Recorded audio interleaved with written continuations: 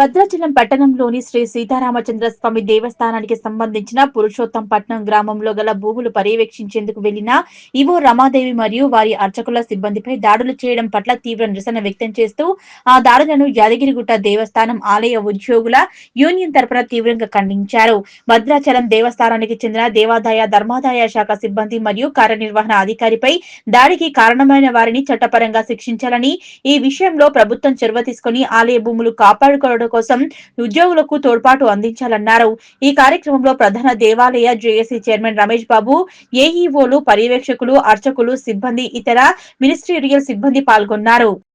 భద్రాచల దేవస్థానం ఈవోపై జరిగిన దాడిని దేవస్థాన ఉద్యోగులందరి తరఫున ఖండిస్తూ వారిపై కఠిన చర్యలు తీసుకోవాలని చెప్పి ప్రభుత్వానికి విజ్ఞప్తి చేస్తూ ఉన్నాం. రాబోయే రోజులలో ఇలాంటి చర్యలు పునరావృతం కాకుండా చూసుకోవాల్సినటువంటి బాధ్యతను కూడా ప్రభుత్వం తీసుకోవాల్సిందిగా కోరుతూ జేఏసీ తరఫున వారికి నిరసన సంఘీభావం తెలియజేస్తూ